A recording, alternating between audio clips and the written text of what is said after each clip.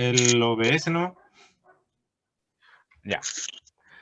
Entonces, ¿este tiempo lo usaron para buscar sus Biblias? Mi celu. Ya, Mi busquen sus Biblias. celu. Yo por mientras voy a compartirles pantalla en este preciso momento. Ya. Entonces, como ustedes recordarán, hemos estado viendo lo que es el Antiguo Testamento. Y como dice el Isra, panorama de la Biblia. Entonces,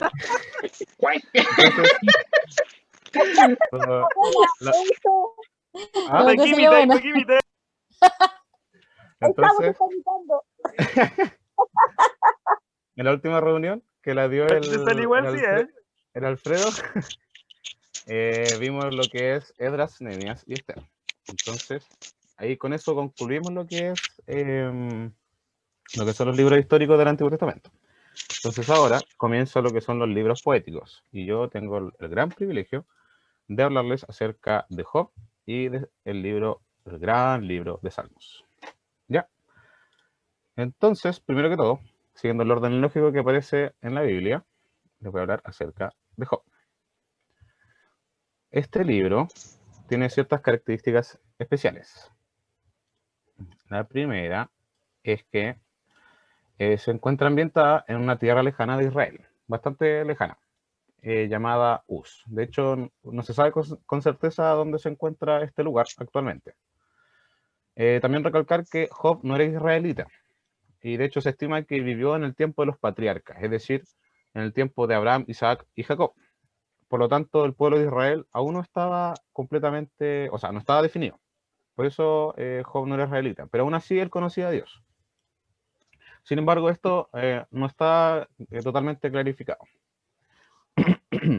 Datos importantes acerca de este libro es que su autor es desconocido, posiblemente fue Job, y se han sugerido otros autores, como Moisés, Salomón o Eliú.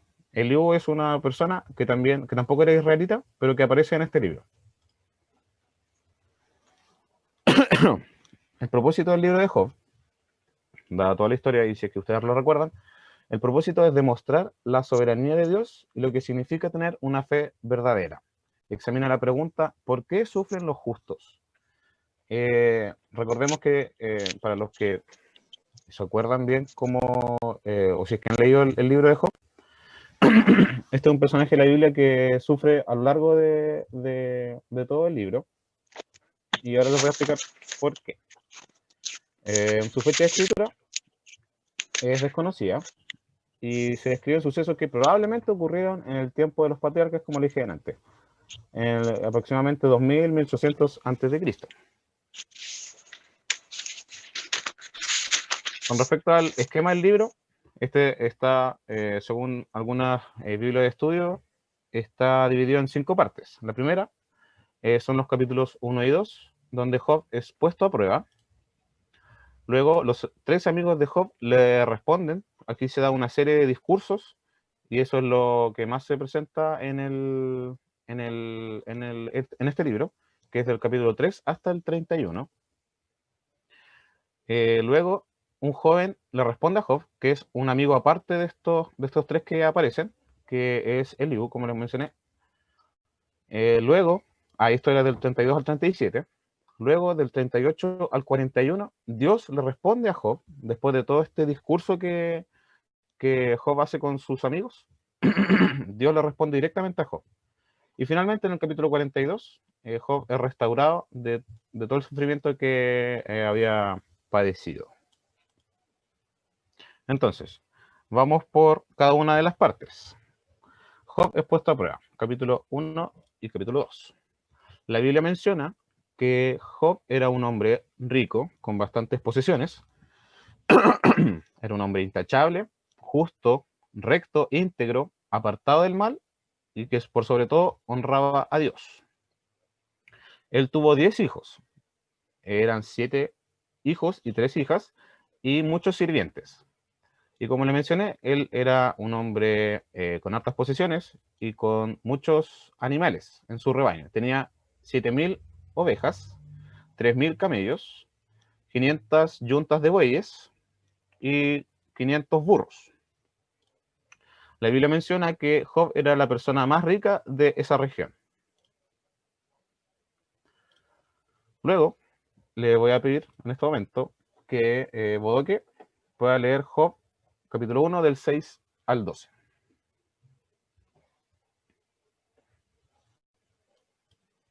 Si es que estás por ahí. ¿Al tiro? Da nomás. Calmado que hay un poco de ruido acá en la casa. Ya. Ya vamos. Dice, un día vinieron a presentarse delante de Jehová los hijos de Dios, entre los cuales vino también Satanás. Y dijo Jehová a Satanás, ¿de dónde vienes? Respondiendo Satanás a Jehová, dijo, de rodear la tierra y de andar por ella. Y Jehová dijo a Satanás, ¿no has considerado a mi siervo Job, que no hay otro como él en la tierra, varón perfecto y recto, temeroso de Dios y apartado del mal? Respondiendo Satanás a Jehová, dijo, ¿acaso teme Job a Dios de balde? ¿No no le no le has cercado alrededor a él y a su casa y a todo lo que tiene? Al trabajo de sus manos has dado bendición, por tanto sus bienes han aumentado sobre la tierra. Pero extiende ahora tu mano y toca todo lo que tiene y verás si no blasfema contra ti en tu misma presencia. Dijo Jehová a Satanás, he aquí, todo lo que tiene está en tu mano, solamente no pongas tu mano sobre él. Y salió Satanás delante de Jehová. Muchas gracias. Como se pueden dar cuenta, en otras versiones dice que hubo una corte celestial, en donde hubo una como especie de reunión entre los ángeles y Dios, y aquí es donde se presenta Satanás. Y como leyó Cristóbal, Dios habla acerca de Job, Dios sabiendo que las intenciones dañinas que tenía Satanás de probar a Job, pero Dios permitió que Satanás le hiciera sufrir porque Dios sabía que Job se iba a mantener fiel. Entonces, después de eso, y recalcar que aquí en esta parte Dios dice que no debe infligirle ningún tipo de daño físico a Job. Entonces acá, luego de esa corte celestial, Job pierde todo, pierde todos sus animales que vimos al principio, pierde sus posiciones, sus tierras, y también sus hijos fallecen. La Biblia menciona que sus hijos estaban en una reunión aparte, en una casa aparte, y por causa de unos vientos, unos huracanes, su casa se desploma y sus hijos mueren. Sus 10 hijos, sus 7 hijos y sus 3 hijas. Entonces, le voy a pedir a alguien que, a la Lidia, que pueda leer ese pasaje. Job 1 del 20 al 22. Dale. Job se levantó y rasgó su vestido en señal de dolor. Después se rasuró la cabeza y se postró en el suelo para adorar. Y dijo, desnudo salí del vientre de mi madre, y desnudos estaré cuando me vaya. El Señor me dio lo que tenía, y el Señor me lo ha quitado. Alabado sea el nombre del Señor. A pesar de todo, Job no pecó, porque no culpó a Dios. Ya, aquí podemos darnos cuenta de que Dios obviamente tuvo razón al pensar y permitir que Satanás le infligiera daño, pues Job se mantuvo fiel, a pesar de haber perdido todo. Entonces aquí Satanás se da cuenta de esto y nuevamente va a una corte celestial, la misma que la anterior. Le voy a pedir a Diego Hidalgo, si puedes leer Job el capítulo 2, del 4 al 7.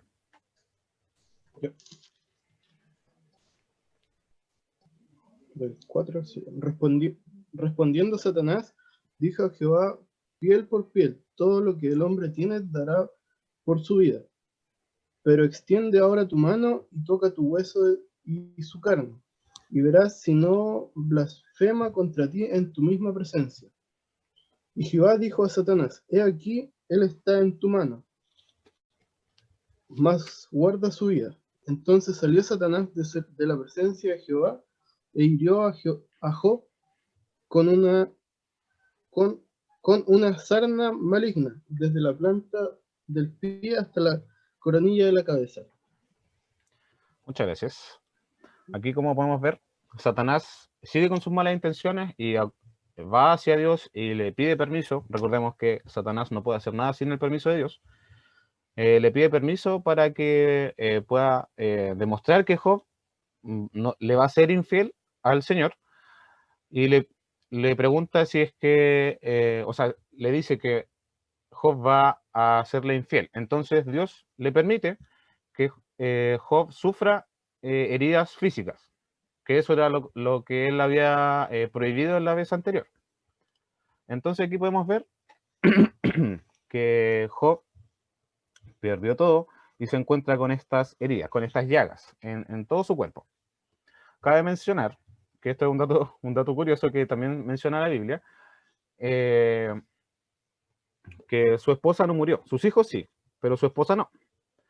Y dice acá, el versículo 8, dice, Job sentado entre cenizas se rascaba con un trozo de teja.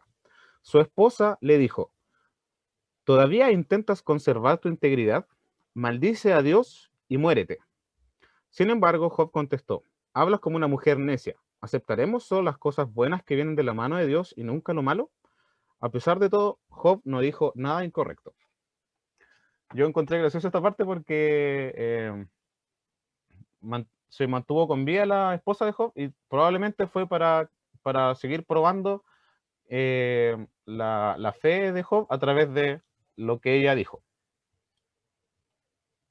Entonces ahora pasamos a la siguiente parte, donde comienzan a aparecer los amigos de Job, los 3 amigos de Job. Y es aquí donde comienza el discurso poético entre Job y sus amigos. Y los 3 amigos de Job se llamaban Elifaz, Bildad y Zofar. Tampoco eran israelitas, dado que era en este mismo tiempo, se estima, como les dije delante, y también creían en Dios. Entonces, Job comienza este discurso diciendo que empieza a decir por qué estoy sufriendo, luego Elifaz le responde, Job le responde a Elifaz, luego surge una respuesta de Bildad, luego Job responde otra vez, luego Zofar, y así, durante estos 28 capítulos, del 3 al 31, es este diálogo de Job y sus amigos. ¿Cuáles eran los enfoques de estos discursos? ¿De qué se trataban estas conversaciones, este discurso? De lo siguiente, ¿verdaderamente Dios es justo en su carácter? También uno de los otros enfoques es, ¿gobierna Dios el universo en base a su sistema estricto de justicia? ¿Es Dios verdaderamente justo? Y todo esto, Job se lo preguntaba, si esto es así, ¿cómo se explica el sufrimiento de Job? Entonces, aquí se evidencia claramente el pensamiento que tenían los 3 amigos de Job, Elifaz, Bildad y Zofar. Decían lo siguiente, que se ve en este cuadro. Ellos suponían que eran suposiciones. Perdón. Eran suposiciones. Por ejemplo, aquí en Acciones Humanas, ellos pensaban que si las personas eran sabias, hacían cosas buenas, eran rectas y justas, la respuesta de Dios, a través de su justicia, iba a ser el éxito y la recompensa. Por otro lado, ellos suponían que si las personas eran malvadas, es decir, hacían cosas malas, eran injustas, y lo que hacían era pecaminoso, la justicia de Dios iba a responder a través de castigos y de desastres. Entonces, en resumidas cuentas, Job lo que decía era que soy inocente, lo menciona varias veces en estos pasajes, y que mi sufrimiento no es justicia divina. Y eso, él tenía razón. Job no había hecho nada malo, y el sufrimiento no era por la justicia directa de Dios. Sin embargo, a pesar de que tiene razón, comienza a acusar a Dios. Por otro lado, los amigos de Job no estaban de acuerdo con lo que Job mismo decía, porque decían que Dios sí es justo y que Dios gobierna de acuerdo a su justicia. Pero ellos se cuestionaban lo siguiente. Si recordamos el cuadro que les mencioné recién, ellos pensaban, ya, si una persona hace cosas buenas, la respuesta de Dios a través de su justicia van a hacer cosas buenas, premios, éxitos, recompensas. Pero si una persona hace cosas malas, entonces lo que viene de Dios y de su justicia es eh, todo lo malo que no me acuerdo qué es. Entonces, ellos pensaban, entonces, si Job está sufriendo tanto, es porque tiene un pecado que él no quiere confesar. Entonces, a través de todos estos pasajes, de forma paulatina, comienzan a presionar a Job, diciéndole, di tu pecado, confiésalo. Tú estás sufriendo por lo que hiciste, debes confesar tu pecado y así vas a dejar de sufrir. Entonces, le voy a pedir al Chipa que pueda leer Job del capítulo 22, del 1 al 11. ¿Estás, Daniel Levin? No está. ¿No está? No está, se fue. Ya. Entonces, Leo. Sí. Ya. No había visto que eso. Job 22, del 1 al 11.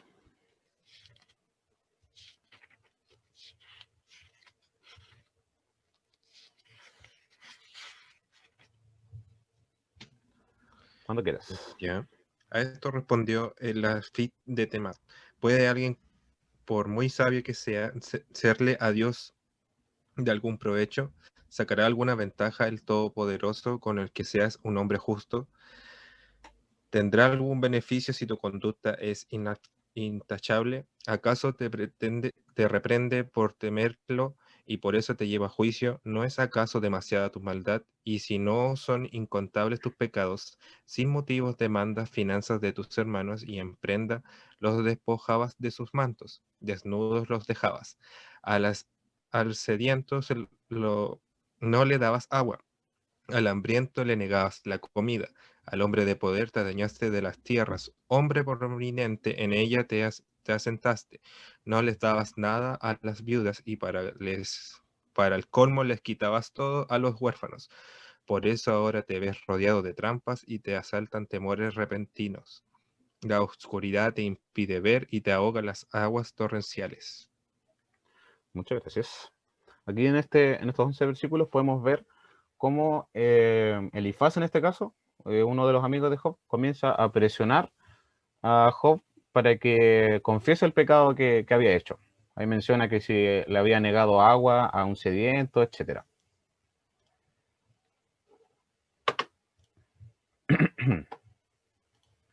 Entonces, es aquí donde Job se encontraba sufriendo inconsolablemente. Recordemos que había perdido todo, que estaba recordando que perdió a sus hijos, perdió sus riquezas, y que estaba sufriendo este dolor físico a través de estas llagas. Y estaba en una montaña rusa emocional, porque decía, se mantenía fiel al Señor y decía, no, es que Dios sí es justo, y no, después decía, estoy sufriendo, Dios es injusto, y después volvía. Y estaba literalmente como una montaña rusa emocional. Job siempre creyó que Dios es justo, pero tampoco entendía el porqué de su sufrimiento. Aquí voy a pedirles también que busquen algunos pasajes. Mati, si puedes buscar capítulo 27, del 2 al 4. El Chafi, si es que puede leer, que busque 16, capítulo 16, versículo 9. La Caro, del 9, o sea, capítulo 9, 22 y 23. Y al Bodoque otra vez, el 27, versículo 8. A ver quién está. ¿Leo nomás? Bueno, Ya. Juro por Dios, el Todopoderoso, quien se niega a hacerme justicia, quien me ha amargado el ánimo, que mientras haya vida en mí y aliento divino en mi nariz, mis labios no pronunciarán maldad alguna, ni mi lengua preferirá mentiras. ya. Siguiente, no me acuerdo a quién dije. Su furor me despedazó, y me ha sido contrario. Crujió sus dientes contra mí aguzó sus ojos mi enemigo. Ya. Una cosa resta que yo diga, al perfecto y al limpio Él los consume. Si azote mata de repente, se ríe del sufrimiento de los inocentes. Muchas gracias. Acá entonces podemos ver cómo Job estaba primero defendiendo, entre comillas, a Dios, diciendo, no, él no tiene la culpa, yo estoy sufriendo, pero Dios no es culpable, y después vuelve a decir que Dios se ríe de los que sufren, etcétera, etcétera. Finalmente, después de todo este vaivén de discursos entre Job y sus amigos, Job le exige una explicación personal y directa a Dios. Esto dice Job 31, versículo 35. Que el Todopoderoso me responda, que escriba los cargos que tiene contra mí. Entonces es en este momento donde aparece este otro amigo de Job llamado Eliú. Él estaba pendiente de toda esta conversación, de todos estos discursos que en la Biblia se traducen, o sea, se escriben en forma de poema, y él dice, Dios es justo. Dios actúa o gobierna de acuerdo a su justicia. Y él, si bien la Biblia menciona que lo que él dice es incompleto, es correcto. Dice, la fe en Dios es mucho más importante que el deseo de recibir una explicación por el sufrimiento. Y es en este momento donde aparece Dios en la siguiente parte, del 38 al 41. Dios, en vez de responder directamente a las preguntas de Job, le hace otras preguntas de forma personal. Le responde acerca de la acusación del propio Job, acerca de que el mismo Job decía que él es injusto e incompetente para gobernar el universo. Esto se encuentra en Job 38, del 1 al 9, que dice así. Entonces el Señor respondió a Job desde el torbellino. ¿Quién es este que pone en duda mi sabiduría con palabras tan ignorantes? Prepárate, muestra tu hombría, porque tengo algunas preguntas para ti y tendrás que contestarlas. ¿Dónde estabas tú cuando puse los cimientos de la tierra? Dímelo, ya que sabes tanto. ¿Quién decidió sus dimensiones y extendió la cinta de medir? ¿Quién sostiene sus cimientos y quién puso su piedra principal? Mira las estrellas. Mientras las estrellas de la mañana cantaban a coro y todos los ángeles gritaban de alegría. ¿Quién contuvo el mar dentro de sus límites cuando brotó del vientre y cuando lo vestí de nubes y lo envolví en densa oscuridad? Y aquí, a lo largo de este capítulo, el Señor comienza a desafiar a Job, diciéndole que él no puede cuestionarlo a él, porque Dios es creador de la tierra, como dice acá, que él puso los cimientos del momento de la creación, al momento de instaurar las estrellas, cuando instauró el día, la noche, el amanecer, el atardecer, el anochecer, y además del clima. Después, en el capítulo 39, el Señor continúa desafiando a Job. Dice, ¿sabes cuándo dan a luz las cabras salvajes? ¿Has visto nacer a los ciervos en su ambiente natural? ¿Sabes cuántos meses llevan a las crías en su vientre? ¿Eres consciente del momento de parto? Se agachan para dar a luz y tener sus crías. Estas crecen en campo abierto y luego se van del hogar para no regresar. ¿Quién le da la libertad al burro salvaje? ¿Quién desató sus cuerdas? Yo lo puse en el desierto, como se puede ver acá en la imagen. Yo lo puse en el desierto. Su hogar es la tierra baldía. Detesta el ruido de la ciudad y no tiene arriero que le grite. Las montañas son su pastizal, donde busca cada brizna de hierba. ¿Acaso aceptará el buey salvaje ser domado? ¿Pasará la noche en tu establo? ¿Puedes enganchar un buey salvaje a un arado? ¿Acaso hará un campo para ti? Teniendo en cuenta su fuerza, ¿podrás confiar en él? ¿Puedes irte y confiar en que el buey haga tu trabajo? ¿Podrás contar con él para que traiga el grano a tu casa y lo ponga en tu campo de trillar? Y luego habla acerca del avestruz, donde dice, el avestruz que agita sus alas con ostentación, pero estas no pueden competir con el plumaje de la cigüeña. El avestruz pone sus huevos en la tierra y deja que se calienten en el polvo. No le preocupa que alguien los aplaste o que un animal salvaje los destruya. Trata con dureza sus polluelos como si no fueran suyos. no le importa si mueren, porque Dios no le dio sabiduría ni le dio entendimiento, pero siempre que se levanta para correr, le gana el jinete con el caballo más veloz. Entonces aquí podemos ver cómo Dios desafía en todo momento a Job, y Job, en todo momento en que Dios está hablando, guarda silencio. Entonces, en los siguientes capítulos, Dios sigue desafiando a Job y se muestran dos criaturas que Dios menciona. Una es el Behemoth y la otra es el Leviatán. Le voy a pedir a la Lidia de nuevo que pueda leer el capítulo 40 del 8 al 14, que el Diego Hidalgo pueda buscar el 41 del 1 al 2 y voy a buscar quién está acá. La Rosana, si puede buscar Isaías 27:1. Dice así Job 40 del 8 al 14.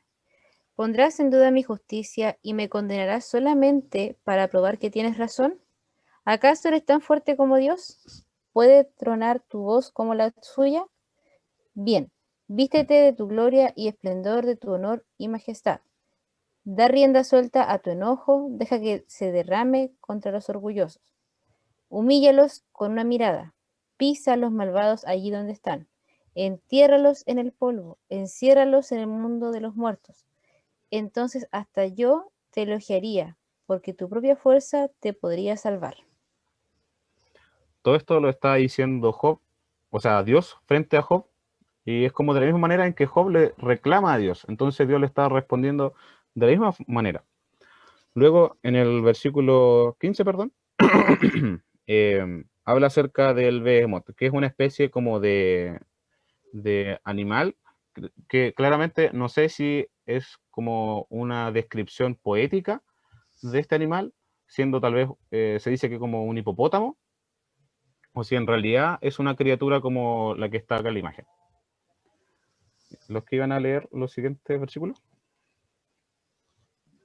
41:1-2. Sí. ¿Sacarás tú al levitán con anzuelo o con cuerda que le eches en su lengua? ¿Pondrás tu soga en sus narices y horadarás con garfio su quijada? Ya. ¿Eso era? ¿O no? Sí, sí. ¿Uno, Sí, dos? está bien, súper. Isaías. La Rosana.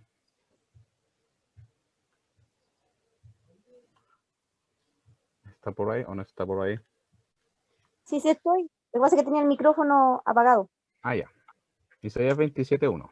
Aquí aparece como una descripción de un poco de lo que era el Leviatán. Ya. Esperen, ven. Bueno, 27:1. Ya. Dice así. En aquel día el Señor castigará Leviatán, la serpiente huidiza, Leviatán, la serpiente tortuosa. Con la espada violenta, grande y poderosa, matará al dragón que está en el mar. ya. Muchas gracias. Aquí puede describirse un poco a través de también la imagen cómo se podría especular que era el Leviatán. Entonces, en resumidas cuentas, Job cuestiona la justicia de Dios. Dios le responde que Job no tiene el suficiente conocimiento del universo para ese cuestionamiento, que Job no estuvo ahí en el momento de la creación, sino que Dios, nuestro creador, es el que ha obrado en todo eso. Luego Job le pide una explicación a Dios directamente y Dios le invita a confiar en su sabiduría y en carácter. No le responde específicamente su pregunta, sino que lo invita a confiar en su sabiduría y en su carácter. Entonces, acá pude rescatar 4 perspectivas acerca del sufrimiento. Estas 4 perspectivas, cada una corresponde a los diferentes personajes que se encuentran en el libro de Job. Por ejemplo, el punto de vista de Satanás acerca del sufrimiento es el siguiente. la gente cree en Dios solo cuando prospera y no sufre. Sin embargo, esta perspectiva está equivocada y lo podemos ver claramente en la primera intervención de Satanás con Job, ya que a pesar de que había perdido todo lo que tenía Job, él se mantuvo firme y fiel. Por lo tanto, la perspectiva de Satanás está completamente equivocada. Luego, el punto de vista de los tres amigos de Job. El sufrimiento es el juicio de Dios por el pecado. Es decir, el sufrimiento es como una causa del pecado.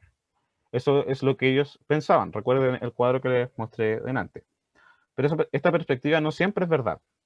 Podríamos recordar lo que menciona la primera carta de Pedro, donde menciona que el sufrimiento es parte del proceso de crecimiento y de maduración de la fe de las personas, de los creyentes. Entonces, no necesariamente el sufrimiento es causado por el pecado, sino que más bien Dios utiliza el sufrimiento para, de cierta forma, ayudarnos a nosotros, al igual que el oro es refinado en el fuego, ayudarnos a nosotros a madurar. Tenemos el siguiente punto de vista, que es el de Eliú, que es el otro amigo de Job, y él dice que el sufrimiento es la forma en que Dios nos enseña, nos disciplina y nos refina, como se menciona en 1 de Pedro. Esta perspectiva es correcta, pero es una explicación incompleta. Y por último, y el más importante, el punto de vista de Dios.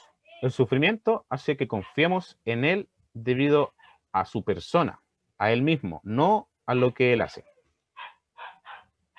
Eso es lo que provoca el sufrimiento en nosotros, es lo que debería provocar.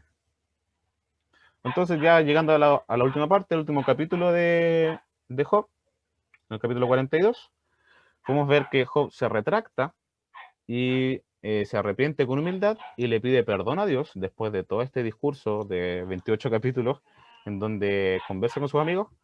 Job se retracta y se arrepiente. Dios, por otro lado, reprende a los tres amigos de Job porque en vez de que ellos, si bien están presentes en el sufrimiento de Job, de hecho hubo un momento en la Biblia que menciona que hubo un momento de silencio y que según las tradiciones las personas no podían hablar hasta que la persona que esté sufriendo hablara. Entonces, si bien la presencia de Dios, o sea, de los amigos de Job era buena, Dios igual lo reprende porque a través de los discursos que se mencionan, aumentaron su sufrimiento a través de conclusiones falsas. Y después, a pesar de todo, Dios dice que Job habló de forma correcta. Aquí se puede ver en el capítulo 42, del 7 al 8, que dice así. Después que el Señor terminó de hablar con Job, le dijo a Elifaz, el temanita, estoy enojado contigo y con tus dos amigos, porque no hablaron con exactitud acerca de mí, como lo hizo mi siervo Job. Así que tomen 7 toros y 7 carneros, vayan a mi siervo Job y ofrezcan una ofrenda quemada por ustedes mismos. Mi siervo Job orará y yo aceptaré la oración a favor de ustedes. No los trataré como se merecen, a pesar de no haber hablado de mí con exactitud, como lo hizo mi siervo Job. Y se puede ver que al final Dios perdonó a Job y además le da el énfasis que él hizo todo, o sea, habló de forma correcta, porque Dios honró a Job por su lucha y su honestidad. Job no guardó sus sentimientos, no guardó su sufrimiento, todo lo que sentía, y empezó a murmurar, sino que fue directamente con Dios y le pidió una explicación, fue honesto. Entonces, después de esto, Job es restaurado, como menciona acá el título, y tiene otros 7 hijos y 3 hijas. Todo lo que él tenía, después de este proceso de sufrimiento, se duplica. Es decir, las ovejas que tenía, que eran 7.000, ahora eran 14.000, los camellos eran 6.000, las yuntas de bueyes eran 1.000 y los burros también eran 1.000. Pero ojo, Dios no le dio todo esto a Job por cómo él actuó, sino que como es nuestro Señor, sino que lo hizo como un regalo de generosidad. Entonces, después de todo esto, podemos rescatar que el sufrimiento sí es importante y que debemos aceptarlo muchas veces. Tal vez no siempre es por causa de nuestro pecado, sino que es Dios que nos intenta hacer madurar, hacer que nuestra fe crezca, se mantenga madura, sólida, y que toda esa fe superficial que muchas veces ocurre en momentos de paz, por así decirlo, toda esa fe superficial se convierta en una fe madura, en una fe firme, en una fe sólida. Entonces, eso es con respecto al libro de Job. Pasamos ahora a los Salmos.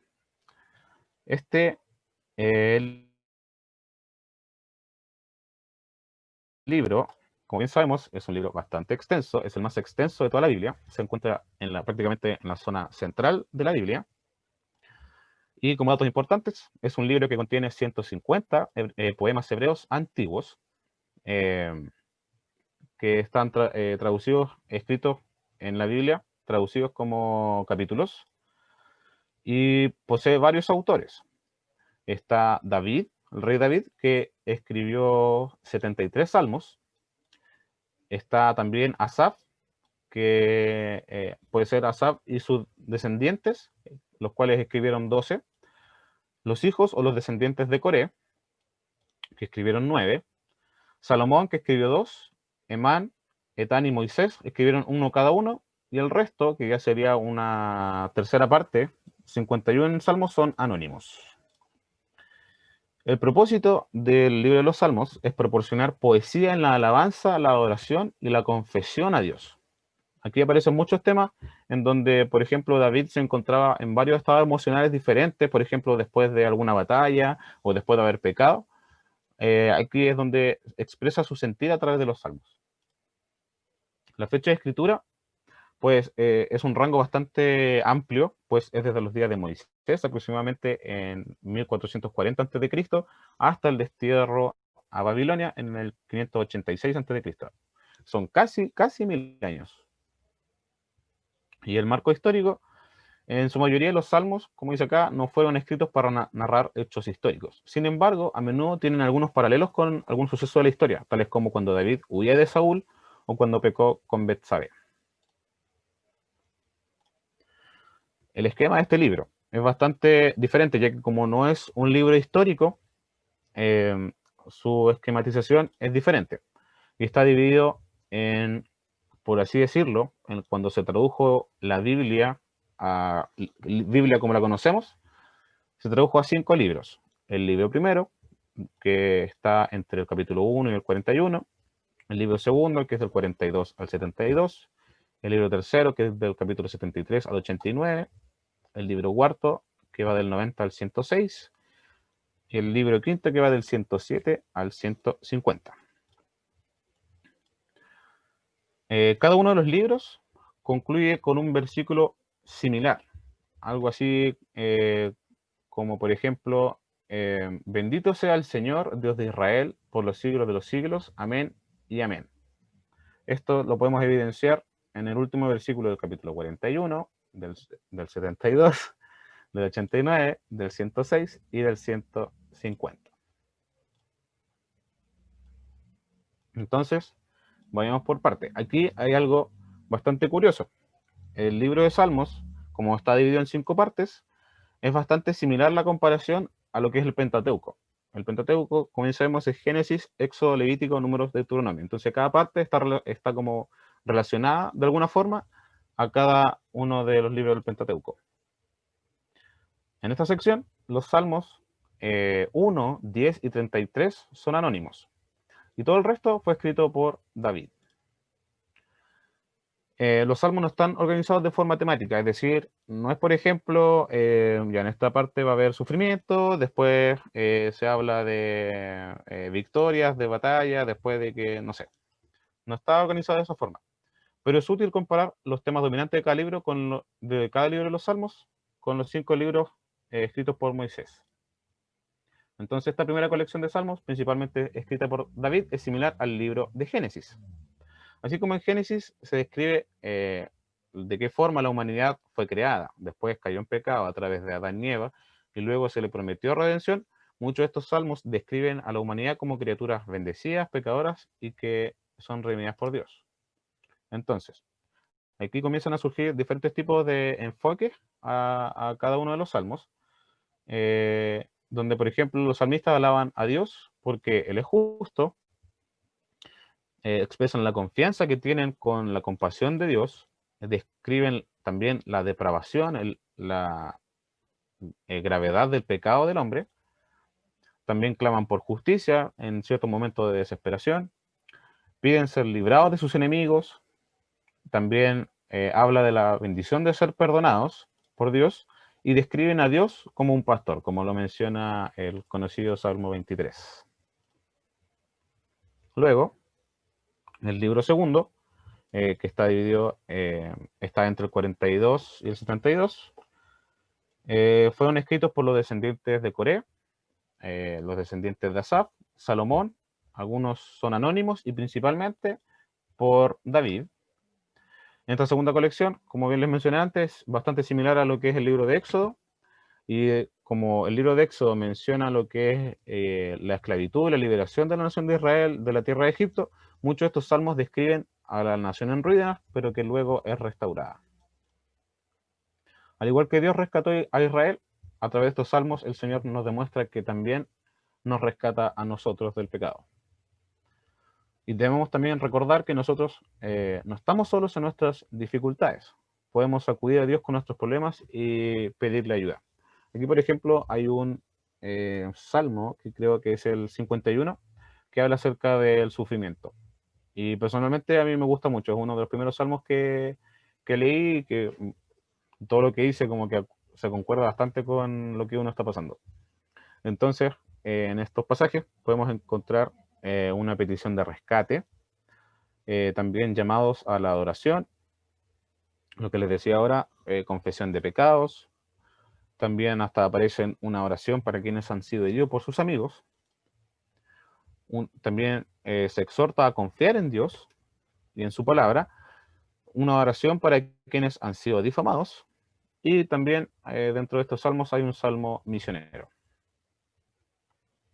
Ya pasando a la tercera parte, que va del capítulo 73 al 89, esta parte, todos estos salmos son bastante densos, principalmente fueron escritos por Asaf o sus descendientes, y como les vengo diciendo, el tercer libro, esta tercera división de los salmos está relacionada con el tercer libro del Pentateuco, que es el libro de Levítico. Así como en Levítico se habla acerca del tabernáculo, ¿no es cierto?, que es donde habitaba Dios dentro del pueblo de Israel, y de la santidad de Dios, muchos de estos salmos hablan del templo y de Dios en su trono. En estos salmos, Dios es alabado porque es santo. Recordemos que el tabernáculo también hacía una referencia a la santidad de Dios. Su santidad perfecta perfecta merece nuestra adoración y nuestra reverencia. En estos salmos podemos encontrar alabanzas a la soberanía de Dios, podemos ver la mano de Dios en la historia, su fidelidad, su pacto con David, y también nos recuerdan que nuestra oración a Dios, a nuestro Dios Todopoderoso, debe ser continua. No solamente en momentos de crisis y después cuando estoy bien me olvido de Dios. No, tiene que ser continua. El cuarto libro está entre el capítulo 90 y el capítulo 106, donde principalmente fueron escritos por autores desconocidos, donde igual de repente aparece alguno escrito por David, pero principalmente fueron escritos por autores que no conocemos quiénes son. Esta cuarta colección es el similar al cuarto libro del Pentateuco, que es Números, y así como en Números se habla de la relación del pueblo de Israel con las naciones vecinas, estos salmos a menudo mencionan la relación del reino soberano de Dios con las otras naciones. Debido a que somos ciudadanos del reino de Dios, nosotros los cristianos, podemos mantener la perspectiva correcta. Nosotros sabemos a través de la palabra de Dios, de la Biblia, que tenemos la verdad absoluta y podemos mantener esta perspectiva correcta ante todo lo que pasa en el mundo. Aquí podemos encontrar una oración de Moisés, que de hecho es el único salmo que es de Moisés acá en los salmos. También aparece un salmo acerca de los opresores, un salmo donde se alaba a Dios porque Él es nuestro rey, y también nos recuerdan que nosotros debemos ser conscientes de nuestro lugar ante Dios y que debemos ser sumisos a Él todo el tiempo.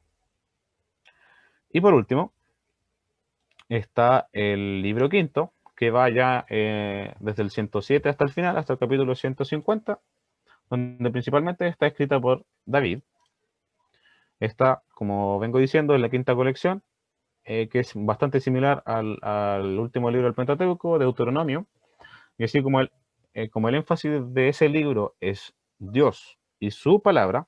En ese tiempo, recordemos que el Pentateuco en los tiempos de pueblo Israel era la Torá. Estos salmos son himnos de alabanza a Dios y gratitud por su palabra.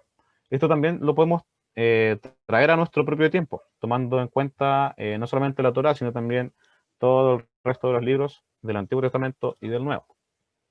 Originalmente, la mayoría de los salmos fueron compuestos al son de la música y se empleaban en la adoración. Así como muchos salmos, nosotros en este tiempo se han traducido a alabanzas bastante conocidas. No, eso lo hacían también antes. Como les vengo diciendo, entonces, hoy en día podemos utilizar los salmos de la misma manera en que fueron usados en el pasado, como un himnario de alabanza y de adoración. Y este libro puede llenar de alegría nuestro corazón. Nosotros podemos, cuando estemos tal vez deseosos de alabar a Dios y no sepamos cómo, podemos acudir a los salmos. O cuando estemos sufriendo y no sepamos alguna explicación, o queramos apaciguar un poco nuestra desesperación, podemos acudir a los salmos también. Entonces, esta última parte de Salmos alaban a Dios por sus obras y su maravillosa palabra, describen la bendición de vivir en rectitud, agradecen a Dios por su rescate y nos recuerdan que el mejor sacrificio que nosotros podemos hacer a nuestro Señor es entregar nuestra vida y ser fieles y obedientes a Él. Aquí algunos datos de esta última parte. El Salmo 117 es el salmo más corto y el Salmo 119 es el más largo de todos los salmos y es el capítulo más largo de la Biblia.